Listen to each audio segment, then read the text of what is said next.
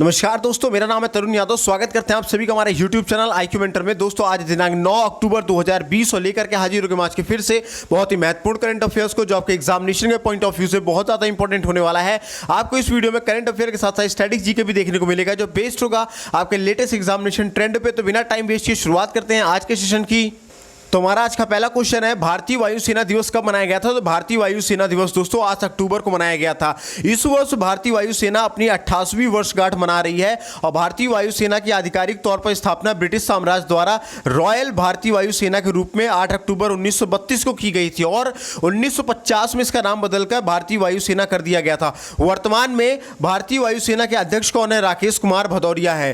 Then हमारा next question कहता है, किस पूर्व सीबीआई निदेशक का निधन हो गया है? तो अश्विनी कुमार का निधन हो गया है। नागालैंड के पूर्व राज्यपाल और सीबीआई के पूर्व महानिदेशक अश्विनी कुमार का निधन हो गया है। उनका जन्म सिरमौर जिले के नाहन में हुआ था और वे 1973 में भारतीय पुलिस बल में शामिल हुए थे।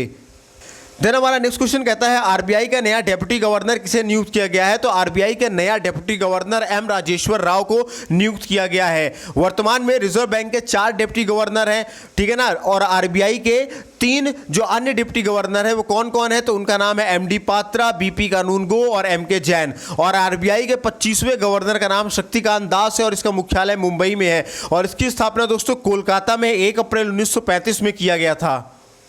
देन हमारा नेक्स्ट क्वेश्चन कहता है, डिजिटल सेवा सेतु कार्यक्रम की शुरुआत किस राज्य ने की है? तो डिजिटल सेवा सेतु कार्यक्रम की शुरुआत गुजरात राज्य ने की है। डिजिटल सेवा सेतु कार्यक्रम के अंतर्गत राज्य के सभी 14,000 ग्राम पंचायतों में ऑप्टिकल फाइबर नेटवर्क के माध्यम से ग्राम पंचायतों को जोड़ने के लिए जन कल्याण सेवाएं उपलब्ध कराई जाएगी। अगर बात करें गुजरात के स्टैटिक जीके की, तो गुजरात की राजधानी है गांधीनगर, मुख्यमंत्री का नाम है विजय रूपाणी, राज्यपाल का नाम है आचार्य देवव्रत। इसके अलावा गुजरात के लोकसभा सीटों की संख्या की बात करें तो 26 है, राज्यसभा सीटों की संख्या की बात करें तो 11 है, विधानसभा सीटों की संख्या की बात करें तो 182 है। और विश्व गुजराती दिवस हर वर्ष 24 अगस्त को मनाया जाता है और दुनिया का सबसे बड़ा टॉय म्यूजियम गुजरात राज्य में खोला जाएगा। और पहली बार गुजरात में सी प्लेन सेवा 31 अक्टूबर 2020 से शुरू की जाएगी और आर.के. त्रिपाठी गुजरात राज्य के मानवाधिकार आयोग के अध्यक्ष के रूप में कार्यभार संभाला है। और अमित शाह ने अहमदाबाद में 222 करोड़ रुपए की विकास परियोजनाओं का उद्घाटन भी किया है और गुजरात में मुख्यमंत्री महिला उत्कर्ष योजना भी शुरू किया गया है। और आयुष क्षेत्र में भारत का पहला राष्ट्रीय संस्थान INI आयुर्वेद और ITR में शिक्षण और अनुसंधान संस्थान जामनगर में स्थापित किया जाएगा और भारत के राष्ट्रीय रक्षा विश्वविद्यालय की स्थापना के लिए एक विधेयक पारित किया गया है। इसके अलावा बाल मजदूरी कराने पर जुर्माना 1 लाख रुपए करने का बिल गुजरात राज्य ने पारित किया है। और गुजरात राज्य ने डेनमार्क के साथ एक जल समझौता किया है और रेडियो प्रिजन का शुभारंभ गुजरात के अहमदाबाद में किया गया है। इसके अलावा स्वच्छ सुंदर सामुदायिक शौचालय अभियान में सर्वश्रेष्ठ राज्य गुजरात बना है और गुजरात राज्य ने सब्सिडी वाला खाद्य अनाज प्रदान करने की घोषणा की है।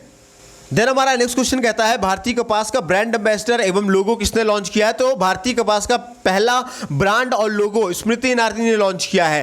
अब भारत के प्रीमियम कपास को विश्व कपास व्यापार में कस्तूरी कपास के नाम से जाना जाएगा या कस्तूरी कपास के रूप में जाना जाएगा। भारत कपास का दूसरा सबसे बड़ा उत्पादक है। दुनिया में कपास का सबसे बड़ा उपभोक्ता भी भारत ही है और हर साल लगभग 6 मिलियन टन कपास का उत्पादन भारत में किया जाता है, जो विश्व कपास का लगभग 23% है। देन हमारा नेक्स्ट क्वेश्चन कहता है, 2020 के साहित्य नोबेल पुरस्कार किसे दिया जाएगा? तो लुइस ग्लुक को दिया जाएगा। साल 2020 का साहित्य नोबेल पुरस्कार अमेरिकी कवि लुइस ग्लुक को उनकी बेमिसाल काव्य आवाज के लिए दिया जाएगा, जो कि खूबसूरत के साथ साथ व्यक्तिगत अस्तित्व को सार्वभौमिक बनाती है। और साहित्य का नोबेल पुरस्कार स्वीडिश अकेडमी स्टॉकहोम स्वीडन द्वारा प्रदान किया जाता है। तेरा हमारा नेक्स्ट क्वेश्चन कहता है, इंडिया पोस्ट पेमेंट बैंक के नए एमडी और सीईओ कौन बने हैं? तो जे वेंकट रमू बने हैं। ठीक है, जे वेंकट रमू को इंडिया पोस्ट पेमेंट बैंक का नया प्रबंध निदेशक और मुख्य कार्यकारी अधिकारी के रूप में नियुक्त किया गया है। वे सुरेश सेठी का स्थान लेंगे और प्रधानमंत्री नरेंद्र मोदी ने 2018 में IPPB यानी कि इंडिया पोस्ट पेमेंट बैंक को लॉन्च किया था। देन हमारा नेक्स्ट क्वेश्चन कहता है, हाल ही में किस राज्य ने अटल आदर्श विश्वविद्यालय खोलने की घोषणा की है? कौन सा विद्यालय अटल आदर्श विद्यालय खोलने की घोषणा की है? तो उत्तराखंड राज्य ने अटल आदर्श विद्यालय खोलने की घोषणा की है। और बात करें अगर उत्तराखंड के स्टैटिक जीके की, तो उत्तराखंड की स्थापना 9 नवंबर 2000 को हुई थी और इसकी वर्तमान में जो ग्रीष्मकालीन राजधानी है वो गैरसैंण है और ऐसे राजधानी अगर पूछा जाए तो देहरादून है। ठीक है, और उत्तराखंड के मुख्यमंत्री का नाम है त्रिवेंद्र सिंह रावत, जो बीजेपी पार्टी के नेता हैं, और राज्यपाल का नाम है बेबी रानी मौर्य। इसके अलावा उत्तराखंड के लोकसभा सीटों की संख्या की बात करें तो 5 है, राज्यसभा सीटों की संख्या की बात करें तो 3 है, विधानसभा सीटों की संख्या की बात करें तो 70 है। और उत्तराखंड की प्रमुख भाषाओं की बात करें तो वहां पे गढ़वाली, कुमायूनी, हिंदी, संस्कृत और अंग्रेजी बोली जाती है। इसके अलावा दोस्तों उत्तराखंड में के अगर प्रमुख लोक नृत्य की बात करें तो वहां पे गढ़वाली, कुमायूं, कजरी, झोरा, रासलीला आदि प्रमुख लोक नृत्य है। इसके अलावा गंगा, सरयू, अलकनंदा, भगीरथी, धौली गंगा, रामगंगा, आसन, बैराज उत्तराखंड की प्रमुख नदियां हैं। इसके अलावा दोस्तों उत्तराखंड के अगर प्रमुख वन और राष्ट्रीय उद्यान की बात करें तो उत्तराखंड में गंगोत्री नेशनल पार्क है, राजाजी नेशनल पार्क है, जिम कॉर्बेट नेशनल पार्क है और फूलों की घाटी राष्ट्रीय उद्यान है और नंदा देवी राष्ट्रीय उद्यान है। और नंदा देवी राष्ट्रीय उद्यान दोस्तों वर्ष 1988 में यूनेस्को में शामिल किया गया था। और जिम कॉर्बेट नेशनल पार्क आपका नैनीताल में है और फूलों की घाटी राष्ट्रीय उद्यान दोस्तों आपका चमोली जिले में है। इसके अलावा दोस्तों और थोड़ा सा अगर इसके बारे में हम डिटेल से जाने उत्तराखंड के बारे में तो उत्तराखंड देश का पहला ग्लास फ्लोर ब्रिज ऋषिकेश में गंगा नदी पर बनाया जाएगा। और उत्तराखंड भारत का पहला राज्य बन गया है जिसने कृषि भूमि को पट्टे पर देने का नीति बनाई है। इसके अलावा अंतर्राष्ट्रीय योग महोत्सव का आयोजन उत्तराखंड में किया गया है और उत्तराखंड सरकार ने SC/ST कर्मचारियों के लिए पदोन्नति में आरक्षण को हटा दिया है। इसके अलावा फूलदेई त्योहार का आयोजन उत्तराखंड में किया गया है और उत्तराखंड राज्य सरकार ने कोरोना वायरस पोर्टल दृष्टि ऐप को लॉन्च किया है। इसके अलावा रोजगार स्वरोजगार के अवसर पैदा करने के लिए होप पोर्टल को भी लॉन्च किया गया है। इसके अलावा गैरसैंण उत्तराखंड की समर कैपिटल घोषित किया गया है और भारत का पहला लाइकेन पार्क उत्तराखंड राज्य में स्थापित किया जाएगा और उत्तराखंड के मुख्यमंत्री ने ई ग्रंथालय का उद्घाटन किया है। और इसके अलावा उत्तराखंड राज्य में हिम तेंदुआ संरक्षण केंद्र बनाया जाएगा। इसके अलावा हमारा नेक्स्ट क्वेश्चन कहता है भारत के पहले बैडमिंटन ब्रांड ट्रांसफर का ब्रांड एम्बेसडर किसे नियुक्त किया गया है?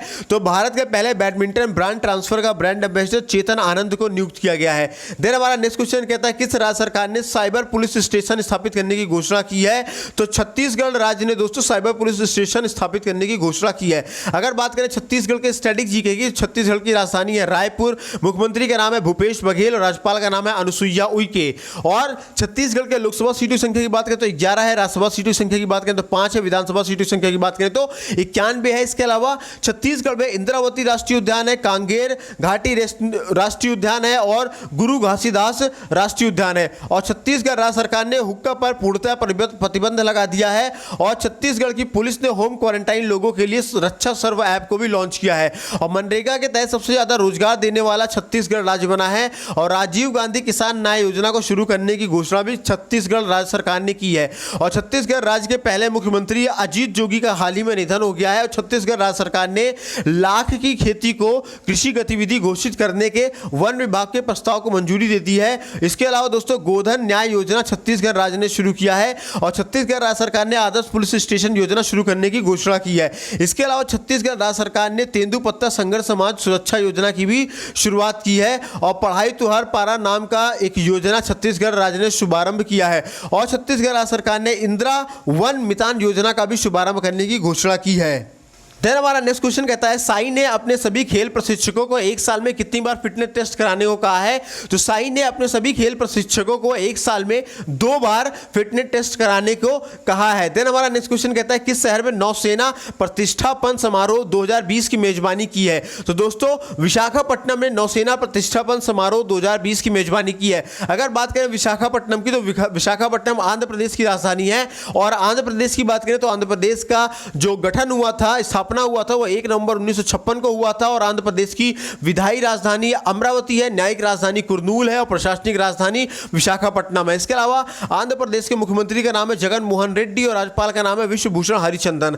और आंध्र प्रदेश के लोकसभा सीटों की संख्या की बात करें तो 25 है, राज्यसभा सीटों की संख्या की बात करें तो 11 और विधानसभा सीटों की संख्या की बात करें तो 175 है। इसके अलावा कुचिपुड़ी आंध्र प्रदेश का शास्त्रीय लोक नृत्य है। और इसके अलावा आंध्र प्रदेश में पापीकोला नेशनल राष्ट्रीय पार्क है, श्री वेंकटेश्वर राष्ट्रीय पार्क है। और आंध्र प्रदेश दोस्तों भाषा के आधार पर गठित होने वाला भारत का पहला राज्य है। और आंध्र प्रदेश राज्य ने एक ऑनलाइन कचरा प्रबंधन प्लेटफॉर्म को भी लॉन्च किया है। और आंध्र प्रदेश राज्य सरकार ने 90 दिन के अंदर राज्य के हर घर में टेस्टिंग कराने की घोषणा की है। और आंध्र प्रदेश राज्य ने यूएस की आईटी कंपनी बोस्टन ग्रुप के साथ एक समझौता किया है। और आंध्र प्रदेश राज्य सरकार ने महिलाओं के कल्याण के लिए YSR च्योता स्कीम को शुरू करने की घोषणा की है। और आंध्र प्रदेश राज्य ने अस्पतालों में आरोग्य मित्र नियुक्त किए हैं और ease of doing business ranking में आंध्र प्रदेश पहले स्थान पे है।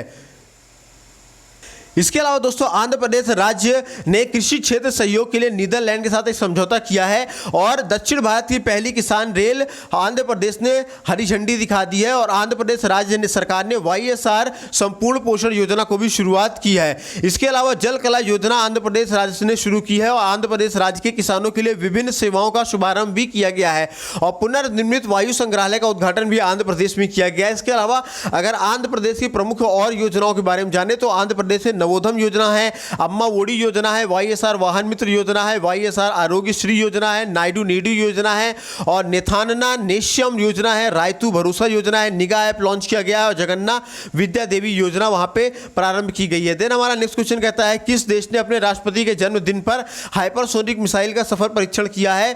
तो दोस्तों रशिया ने अपने राष्ट्रपति के जन्मदिन पर हाइपरसोनिक मिसाइल का सफल परीक्षण किया है और राष्ट्रपति व्लादिमीर पुतिन के 68वें जन्मदिन के समारोह में बेरेंटस सागर में हाइपरसोनिक क्रूज मिसाइल का सफल परीक्षण किया गया है। अगर बात करें रशिया के स्ट्रैटेजिक जीके की तो रशिया की राजधानी मॉस्को है, करेंसी वहां की रूबल है और राष्ट्रपति का नाम व्लादिमीर पुतिन है, प्रधानमंत्री का नाम है मिसाइल मिशुस्टिन।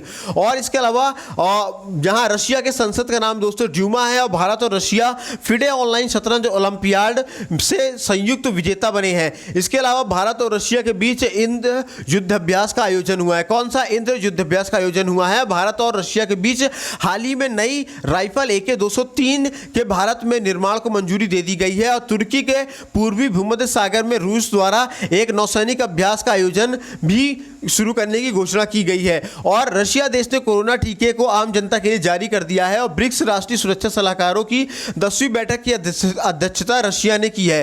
देन हमारा नेक्स्ट क्वेश्चन कहता है किस देश ने 16 साल की लड़की को एक दिन का प्रधानमंत्री बनाया? ये मोस्ट इंपॉर्टेंट क्वेश्चन है, इसको नोट कर लीजिएगा, ठीक है।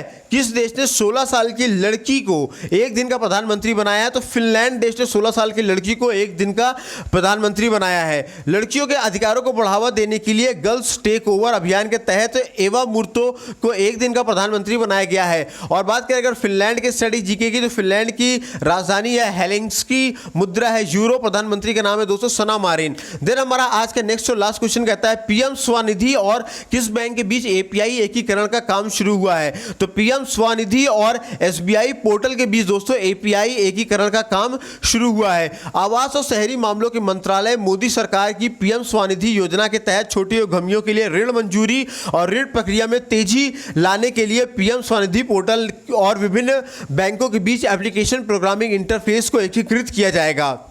तो दोस्तों आज के वीडियो में बस इतना ही। उम्मीद करता हूं सेशन पसंद आया होगा। पसंद आया हो तो लाइक करें, सभी दोस्तों तक शेयर करें और चैनल में पहली बार विजिट कर रहे हो तो सब्सक्राइब करके बेल आइकन दबाना भी ना भूलें। और अगर आप इन सभी वीडियोस की PDF पाना चाहते हैं तो आप हमें इन नंबरों पे 72 68 00 95 84 इन नंबरों पे दोस्तों आप हमें कैपिटल लेटर में JOIN ज्वाइन लिख करके मैसेज कीजिएगा तो हम आपको अपने WhatsApp group IQ mentor study group में ऐड कर देंगे, जहां पे आपको हमारी सारी वीडियोस की PDF मिल जाएगी। साथ ही साथ आपको वहां पे डेली के न्यूज़पेपर, डेली के करंट अफेयर, डेली के क्विज, डेली के GSG के क्वेश्चंस और भी बहुत सारे जैसे कि लेटेस्ट वैकेंसीज की डिटेल, अपकमिंग एग्जामिनेशन की डिटेल, ये सारी चीजें वहां पे दी जाती है, डिस्कस की जाती है।